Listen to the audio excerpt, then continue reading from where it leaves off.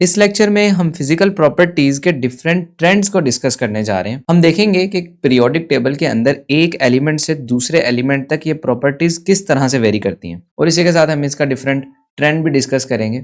जैसे periodic table के अंदर जो वर्टिकल कॉलम्स होते हैं इन्हें हम ग्रुप्स कहते हैं, हम ग्रुप्स में ट्रेंड देखेंगे। और इनके अलावा जो हॉरिजॉन्टल रोज होती हैं हम इन्हें पीरियड्स कहते हैं, तो हम पीरियड्स में इन प्रॉपर्टीज के ट्रेंड को डिस्कस करेंगे। तो सबसे पहले हम देख लेते हैं कि हम किन किन प्रॉपर्टीज को स्टडी करने जा रहे हैं। इन सबके नाम देख लेते हैं। ये सारी फिजिकल प्रॉपर्टीज हैं, इनको हम बारी बारी करके स्टडी करेंगे। तो सबसे पहले एटॉमिक साइज, उसके बाद ionisation energy, electron affinity, metallic and non metallic character, melting and boiling points, oxidation state, electrical conductance and last में हाइड्रेशन एनर्जी।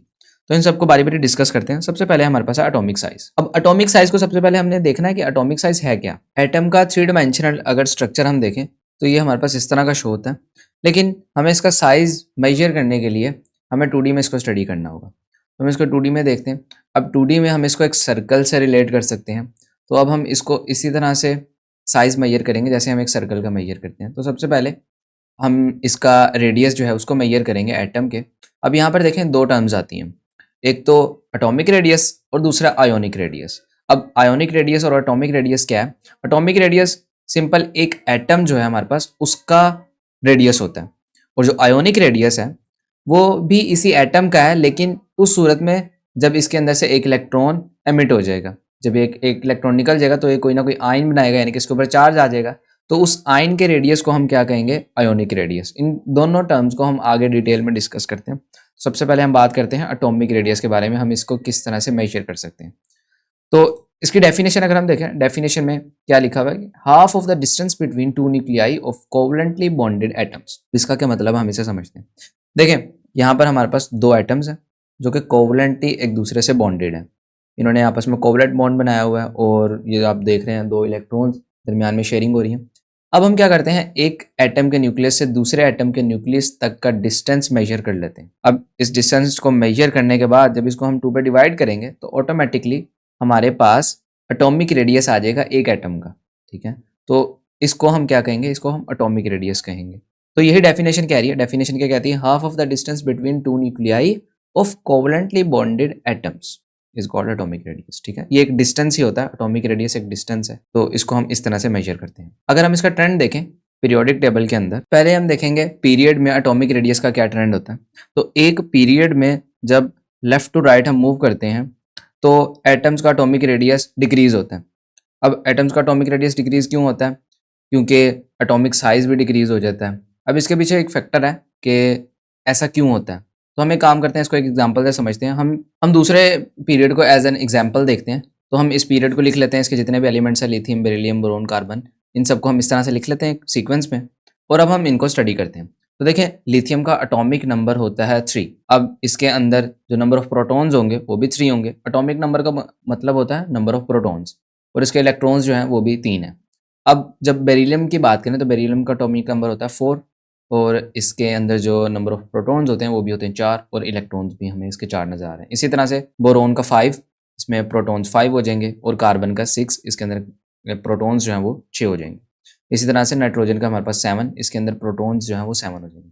अब अगर मैं आपसे पूछूं कि लिथियम के अंदर तो 3 पॉजिटिव चार्जेस हैं, क्योंकि नंबर ऑफ प्रोटॉन्स इसके 3 ही हैं, तो पॉजिटिव चार्जेस भी 3 होंगे न्यूक्लियस के अंदर। क्या इलेक्ट्रॉन्स को ये ज़्यादा स्ट्रेंथ से अपनी तरफ अट्रैक्ट करेंगे, या फिर नाइट्रोजन जिसका एटॉमिक नंबर 7 है, यानी कि इसके न्यूक्लियस के अंदर 7 प्रोटॉन्स होंगे, या ये ज़्यादा स्ट्रेंथ के साथ इलेक्ट्रॉन्स को अपनी तरफ अट्रैक्ट करेंगे? तो ऑब्वियसली जो 7 पॉजिटिव चार्जेस हैं वो ही नेगेटिव चार्जेस को अपनी तरफ ज़्यादा स्ट्रेंथ से अट्रैक्ट करेंगे, और जब ये ज़्यादा स्ट्रेंथ से अट्रैक्ट करेंगे तो ऑटोमेटिकली एटम्स का साइज जो है वो डिक्रीज हो जाएगा। जब इलेक्ट्रॉन्स करीब करीब आ जाएंगे न्यूक्लियस के तो एटम का साइज जो है यहाँ पर देखें डिक्रीज हो जाएगा।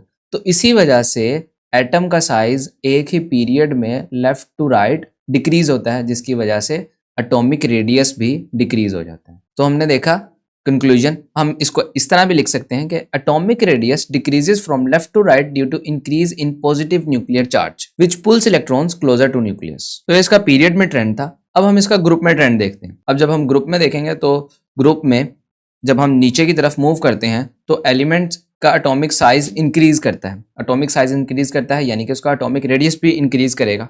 अब इसकी वजह यह है कि जब भी हम एक ग्रुप में नीचे की साइड में मूव करते हैं तो एक एलिमेंट से दूसरे एलिमेंट में एक शेल का इजाफा हो जाता है, ठीक है, एक नया शेल जो है उसमें ऐड हो जाता है, तो इसकी वजह से एटम का साइज जो है वो भी इंक्रीज हो जाता है। तो इसको भी हम एक एग्जांपल से समझते हैं।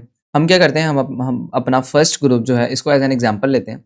इसमें जो हाइड्रोजन, लिथियम, सोडियम, पोटेशियम है, इन 4 एलिमेंट्स को हम एग्जांपल के तौर पर देखते हैं। तो हम इनको इस तरह से लिख लेते हैं, हाइड्रोजन, लिथियम, सोडियम और पोटेशियम।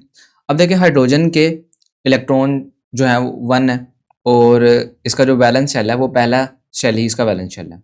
अब देखें जैसे ही हम इसके अगले मेंबर तक मूव करते हैं इसी ग्रुप के, तो लिथियम में देखें एक नया शेल ऐड हो जाता है। क्यों ऐड होता है? क्योंकि लिथियम का एटॉमिक नंबर है 3, तो इसके इलेक्ट्रॉन्स भी होंगे 3। अब 3 इलेक्ट्रॉन्स के लिए यहाँ पर एक नया शेल जो है वो हमें यहाँ नजर आ रहा है। इसी तरह से आ गया सोडियम। सोडियम का एटॉमिक नंबर होता है 11 और 11 इलेक्ट्रॉन्स को इस तरह से 3 शेल्स के अंदर अरेंज किया गया है। सबसे पहले 2 हैं, उसके बाद 8, फिर उसके बाद 1, ठीक है। तो टोटल हमारे पास हो गया 11 इलेक्ट्रॉन्स। अब देखें इसी तरह से पोटेशियम भी है। पोटेशियम के भी लास्ट वैलेंस शेल में देखें 1 इलेक्ट्रॉन यहाँ पर मौजूद है। अब ये जो 1 इलेक्ट्रॉन है ये इन सब में देखें यहाँ कॉमन है। अब यही वो इलेक्ट्रॉन है जिसकी वजह से ये नया शेल बना है इस ग्रुप के स्टार्ट में, ठीक है। तो इसी वजह से देखें अब एटम का साइज किस तरह से इंक्रीज कर रहा है। तो जब एटम का साइज इंक्रीज करेगा तो ऑटोमेटिकली एटॉमिक रेडियस जो है वो भी इंक्रीज कर जाएगा। तो इस तरह से ये था ट्रेंड एटॉमिक रेडियस का। अगर हम ओवरऑल देखें तो पीरियड के अंदर left to right atomic radius decrease करता है और एक ग्रुप के अंदर top to bottom atomic radius increase करता है।